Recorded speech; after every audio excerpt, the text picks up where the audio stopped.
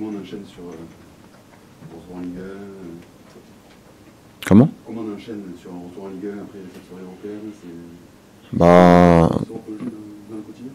oui, c'est pas toujours facile, mais je pense qu'on a eu le temps cette saison. On s'est retrouvé plusieurs fois dans cette situation, à enchaîner 3 matchs dans la même semaine. Donc on est déjà focalisé sur le match de demain et tout le groupe se prépare dans ce sens-là. Physiquement, Bouddha, comment tu te sens? Parce qu'on a l'impression que tu vas devoir jouer tous les matchs vu la blessure d'Hiroki. Est-ce que tu te sens capable d'enchaîner les 5-6 matchs qui vont arriver Bien sûr, je pense pas que ça soit un problème physiquement pour moi. Je récupère bien, je fais mes soins, voilà, j'optimise ma récupération. Donc à ce niveau-là, il n'y aura pas de souci, à part si j'ai un pépin physique, mais physiquement, ça ne sera pas un problème. Comment tu vis cette saison, si on fait le film tout fil de la saison, au début de l'année, au début de la saison, tu n'étais peut-être pas sûr de rester, tu es positionné à un poste qui n'est pas le tien, c'est un petit peu la révélation de la saison à Marseille à ce poste-là. Voilà. Comment tu vis tous ces événements? Bah, plutôt bien, c'est une saison positive pour moi, donc voilà, je suis content jusqu'à présent de ce que j'ai réussi à accomplir, mais on va dire que la saison n'est pas terminée. On a aussi des objectifs collectifs, donc voilà, on va tout faire pour les remplir et je serai encore plus heureux à cette fin de saison si on arrive à les accomplir. Angers, ça avait été justement ta première titularisation et ton premier très bon match justement à ce poste. Tu mesures le chemin parcouru depuis du côté un peu surprenant de l'époque à un aspect tout à fait naturel aujourd'hui de te retrouver à ce niveau-là. C'est vrai que le temps est passé assez vite. La saison c'est passé un temps record.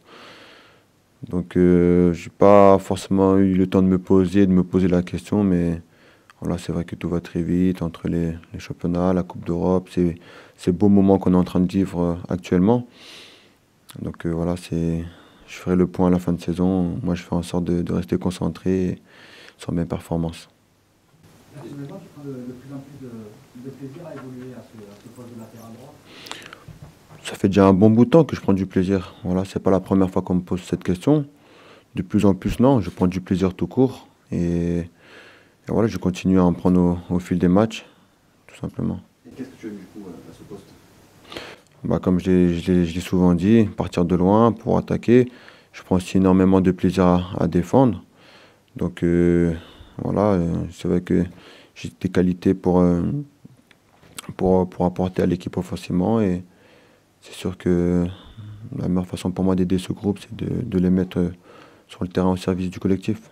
Et sur ta fiche LFP, il faut écrire quoi maintenant? Bounassar défenseur ou Bounassar attaquant? Bah, défenseur, hein. J'ai plus commencé en tant que défenseur cette saison, donc à ce niveau-là, il y a plus de questions à se poser. Si on t'avait dit au moment où tu as joué ton premier match à ce poste que tu serais capable d'évoluer à ce niveau, tu l'aurais cru honnêtement? Bah, écoutez, moi j'ai toujours cru en moi, j'ai toujours cru en mes qualités. Après, c'est sûr qu'il y avait cette interrogation par rapport à l'adaptation, vu que j'avais jamais joué à ce poste-là. Après, à aucun moment j'ai eu peur, j'ai jamais ressenti de crainte. Voilà, de toute façon, c'était simple, c'était soit ça passait ou soit ça passait pas. Donc aujourd'hui, on peut dire que c'est plutôt passé. Donc il faut continuer à progresser et apprendre à ce poste. Justement, par rapport à la question de Romain, tes coéquipiers sont très élogieux vis-à-vis de ta forme actuelle et de ton niveau actuel. Bah écoutez, tant mieux pour moi, ça veut dire que je suis performant, que j'aide au mieux ce groupe. Et donc voilà, c'est vrai que ça fait toujours plaisir et on va dire que ça donne une seconde force pour continuer à être performant sur les derniers matchs à venir. Parce qu'on sait qu'on a des échéances très importantes et j'ai vraiment envie d'aider ce groupe à aller loin aussi bien en Europa League que pourquoi pas aller chercher la meilleure des places possibles en championnat. Il y a la peur de tout perdre ou honnêtement vous y pensez vraiment pas? Non, pas du tout. À aucun moment on y pense. Je pense que le groupe a confiance en lui. On reste sur des bonnes performances. On sait qu'on a des échéances importantes à venir, mais on a vraiment confiance en nous, en nos qualités. Et voilà, il ne faut pas se poser 15 000 questions. On prend les matchs les uns après les autres. Ça s'est bien passé jeudi. Maintenant, on va faire en sorte que ça se passe bien jeudi pour rester en course en championnat, pour pour être le mieux placé possible. Vous êtes à un match de jouer une finale de Coupe d'Europe, en plus chez votre grand rival, les Lyonnais. Ça doit être un kiff juste incroyable ce que vous vivez, non? C'est sûr, c'est assez beau. C'est un kiff, comme vous dites, mais mine de rien, il ne faut pas oublier qu'il nous reste un match retour. On a fait une bonne partie du chemin. On ne va pas parler de pourcentage, que ça soit 50, 60 ou 60. Il n'y a pas de vérité dans le football. Le plus important, c'est de garder cet avantage-là, cette avance, et faire en sorte de revenir jeudi soir à Marseille avec cette qualification en poche. Alors, depuis tout à l'heure, on parle, et c'est normal, pratiquement que de Ligue Europa. Mais c'est pas ça qui est dangereux demain à Angers, de passer à la Ligue Europa. Je pense pour le groupe, non, parce qu'on sait faire la part des choses. On l'a très bien fait tout au long de cette saison. On arrive plutôt bien à passer d'un match à l'autre. Voilà, on est focus sur le match de demain. On sait très bien qu'on a une carte très importante à jouer à Angers. Ça va pas être facile. C'est une belle équipe. Donc il va falloir absolument partir là-bas pour gagner ce match. C'est le plus important. Vous avez suivi les résultats de Monaco aujourd'hui? Bah oui, forcément, sachant qu'ils jouent avant nous. Voilà, on espère un faux pas de leur part, on va pas se mentir, mais dans tous les cas, il faudra gagner, peu importe le résultat des concurrents ce soir. Et, les observateurs commencent à en parler beaucoup, tes coéquipiers ont peut-être un petit peu de lobbying à ce sujet. Le mondial en Russie cet été, pour toi, c'est un rêve ou ça devient, au fur et à mesure des matchs et des performances, un réel objectif? Déjà, premièrement, c'est un rêve, avant tout.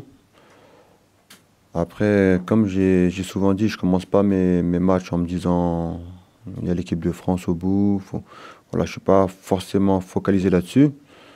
Maintenant, il ne faut pas se mentir, le meilleur moyen d'être sélectionnable aujourd'hui, c'est d'être performant avec son club, pardon. Donc voilà, je fais en sorte d'être bon avec l'Olympique de Marseille et pourquoi pas être une surprise.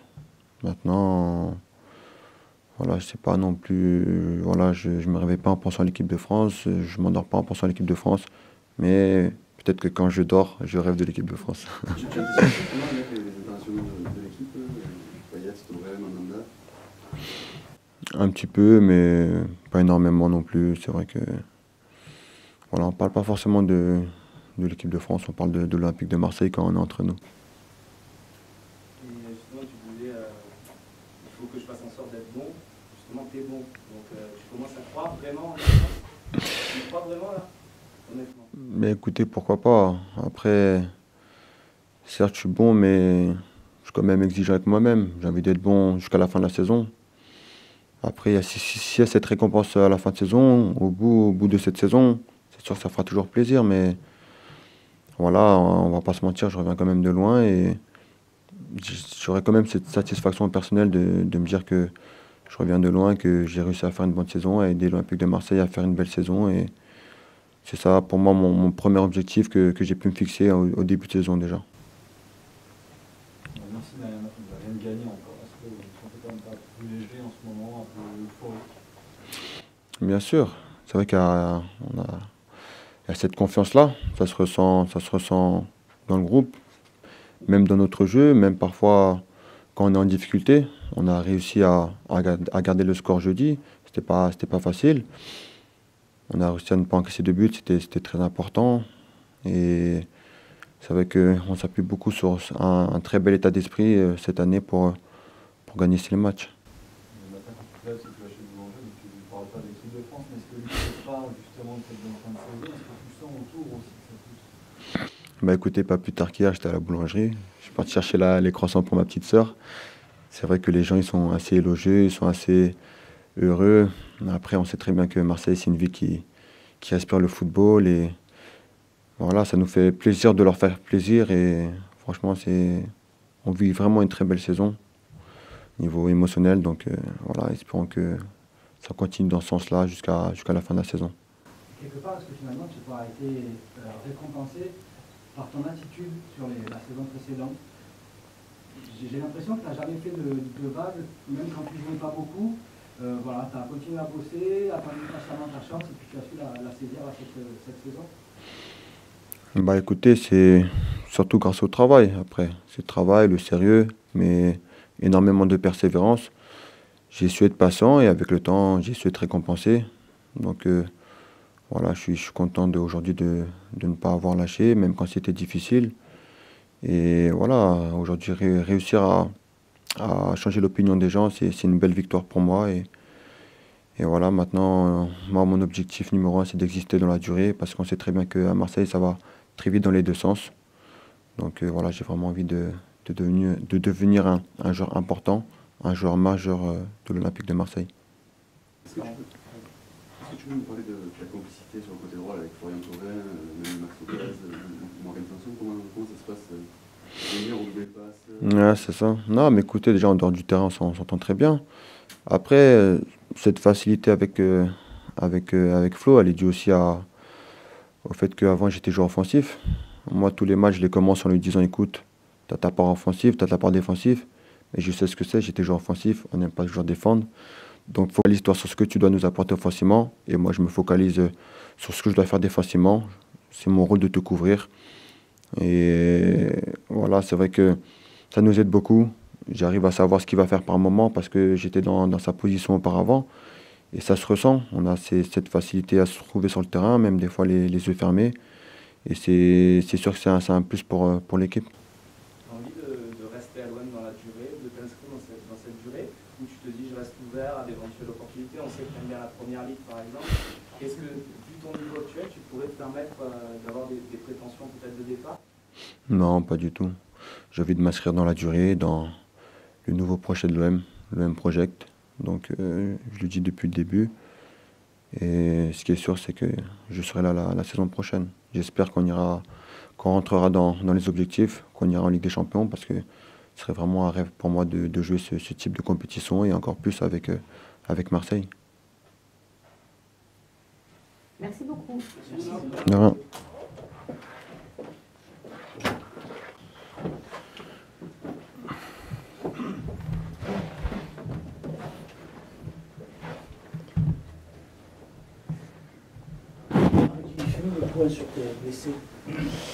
J'en saurai un petit peu plus dans quelques minutes. Sakai est toujours forfait, Mandanda aussi.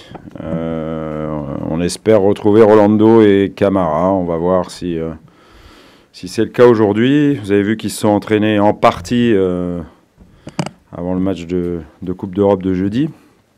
Et puis qu'un n'était pas dans le groupe parce qu'il ne pouvait pas l'être.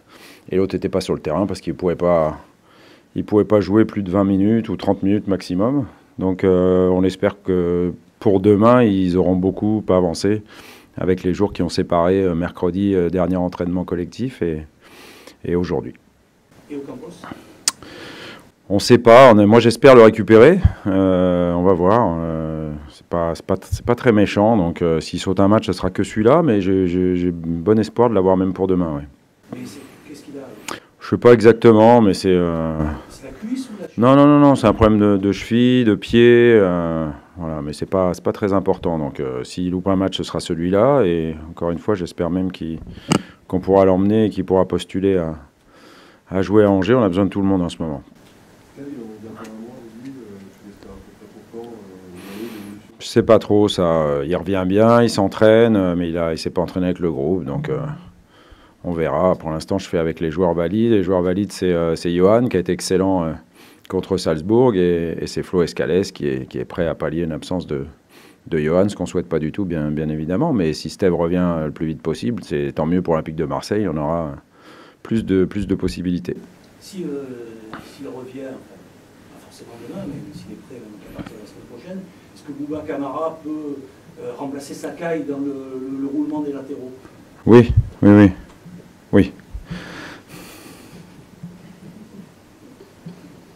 Pas plus. Non, oui. Il a joué à Dijon latéral gauche, il a été très bon.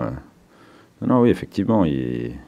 Si Rocky n'est pas là pour jouer à droite ou à gauche, il faudra en trouver d'autres. Et on a des spécialistes comme Henry, on a un petit Rokia qui n'est pas prêt du tout.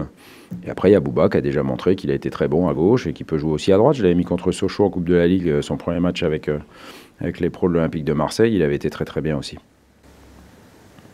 Tu me parles des latéraux, Luna avec nous il y a quelques secondes. Ouais. Il a dit je veux être à l'OM la saison prochaine, est-ce que c'est l'arrière-droit dont vous rêvez pour l'OM Champions Project?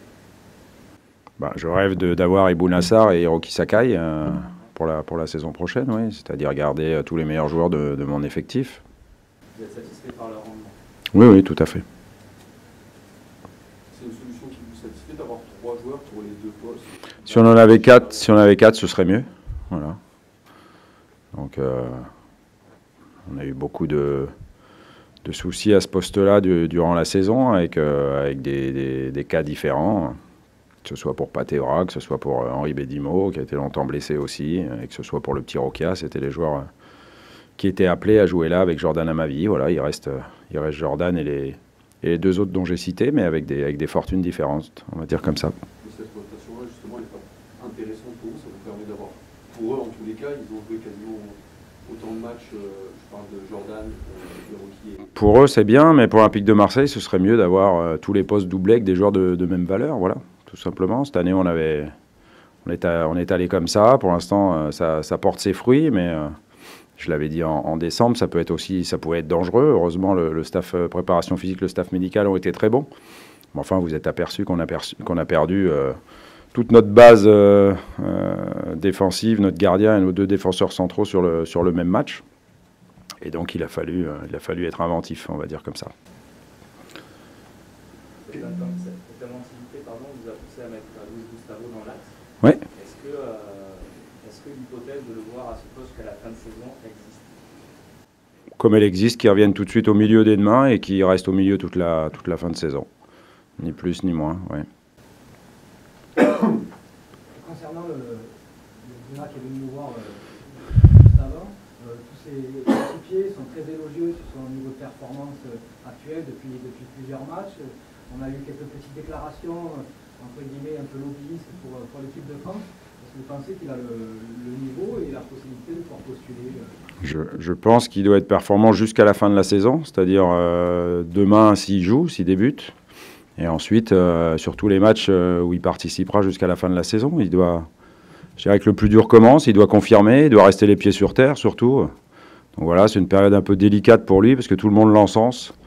Donc il faut absolument qu'il reste le Bounassar qu'on connaît, qui a faim, qui est motivé, qui est concentré surtout et qui a envie de faire de bonnes performances avec son club. C'est ce qu'il a dit et c'est ce qu'il doit faire. Où est-ce qu'ils ont encore progressé sur l'aspect défensif, sur la gestion des moments du match. Voilà, mais il doit surtout garder sa confiance en lui, parce que ça, c'est important. Il a l'entière confiance de son coach. Ça, il le sait depuis que je suis arrivé à l'Olympique de Marseille. Voilà, donc il doit encore progresser, parce qu'il n'a pas beaucoup de matchs à ce poste-là, même s'il fait de très bonnes choses en ce moment. Encore une fois, le plus dur commence, il faut confirmer. Confirmer, c'est plus dur que d'arriver. Non, mais on verra. Voilà, on verra.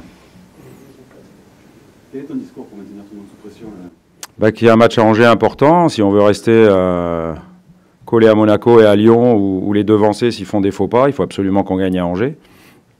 Comme l'a dit Bouna, on a joué il n'y a pas longtemps, puisque il y a moins de 48 heures, on était sur le terrain sur un match important de Coupe d'Europe, mais on a gagné, donc les garçons font ce qu'il faut. Ils savent qu'ils ont 3 semaines devant eux et 6 matchs à gérer jusqu'à la fin, enfin on l'espère. 5 sûrs et un 6e qu'on a envie d'aller chercher. Donc ils savent que ça passe aussi par des sacrifices. Ça peut être un moment de carrière pour certains d'entre eux exceptionnel. Donc il faut s'en donner les moyens d'aller chercher des résultats. Et il est impératif d'aller gagner à Angers. Et on sait qu'Angers, c'est une bonne équipe. On n'a pas réussi à la battre au match aller. Voilà, on va à l'extérieur. C'est difficile à l'extérieur. Mais c'était difficile à Dijon, c'était difficile à Troyes. Et on est revenu avec des victoires. Donc il faut faire la même chose à Angers demain.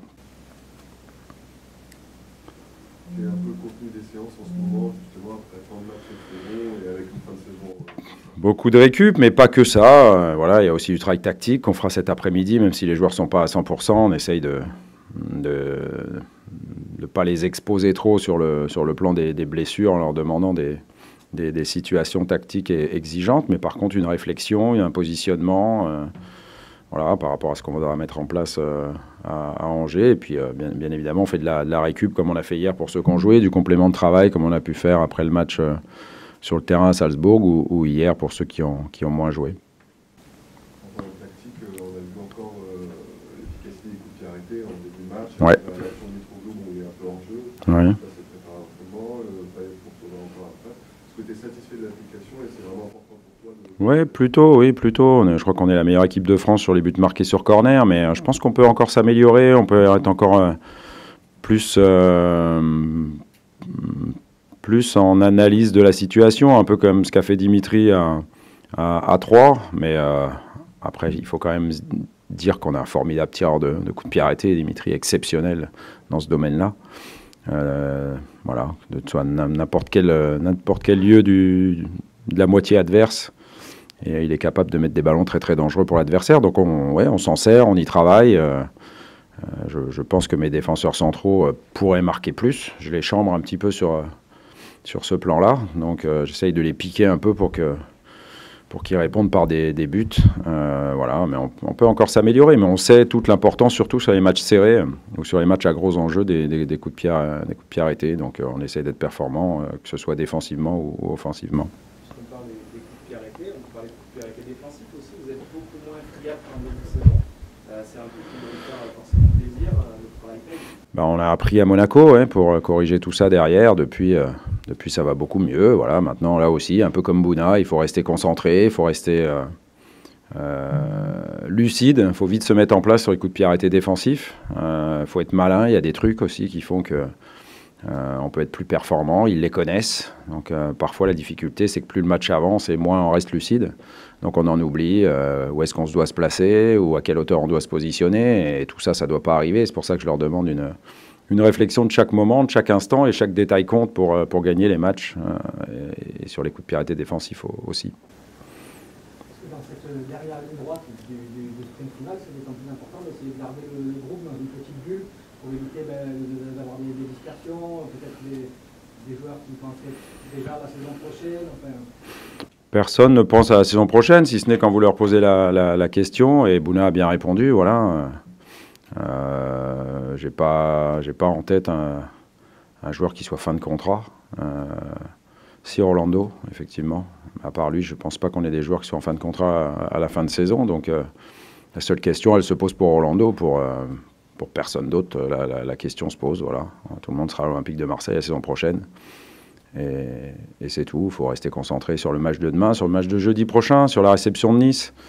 On espère, après aussi le déplacement à Guingamp, sur la finale de la Coupe d'Europe à Lyon, pour laquelle pour l'instant on n'est pas qualifié, mais on espère bien y aller. Depuis jeudi, il y a des échanges un petit peu musclés entre M. Hérault et M. Aulas.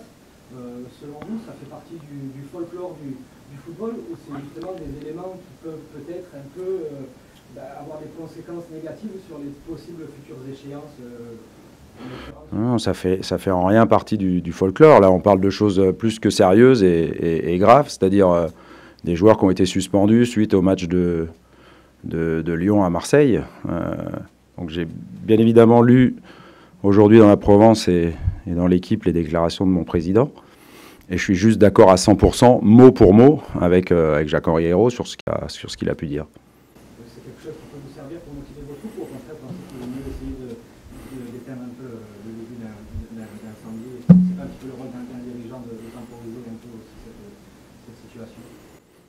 Les choses peuvent se faire dans le respect, mais il y a quand même des décisions qui ont été plus qu'étonnantes. Voilà. On voit un joueur de Lyon, Lopez, frapper un membre du staff de l'Olympique de Marseille, prendre 3 matchs fermes. Et puis on voit un Adil Rami qui a vociféré, hurlé, et qui prend la même sanction, alors que Marcello prend du sursis. Donc c'est juste des décisions, à mon avis, ou incompréhensibles, ou simplement politiques, quoi. Jacques-Henri l'a bien expliqué.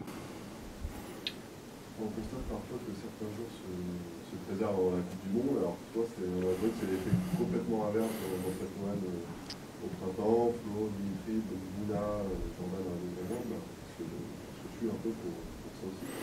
Ouais, mais c'est comme ça qu'il faut que ce soit. Je veux dire, l'avantage, c'est que personne n'est sûr d'aller en Russie, ou pratiquement personne, pour des raisons différentes d'ailleurs, ou des blessures qu'il faut soigner vite et il faut revenir. Je pense à Steve, et je lui souhaite de vivre ça parce que, on sera plus fort avec Yoann Pelé et Steve Mandanda disponibles en même temps. Et pour lui, revenir, c'est aussi se donner les meilleures chances d'aller à la Coupe du Monde. Puis pour d'autres, il faut arracher ses tickets de sélectionner. Pour Dimitri, parce qu'il n'y était pas en mars. Mais très honnêtement, s'il continue comme ça, il se donnera toutes les chances d'y être. Et Flo qui était tout le temps, mais qui est sûr de rien. Donc il faut lui aussi qu'il continue. Donc c'est des sources de motivation, c'est bénéfique pour les clubs et c'est bénéfique aussi pour l'équipe de France parce que ces joueurs-là, ils sont en train de jouer des matchs de très très haut niveau avec la Coupe d'Europe et avec le final de championnat où effectivement chaque point et chaque victoire compte pour aller chercher la Ligue des Champions. Merci. Merci.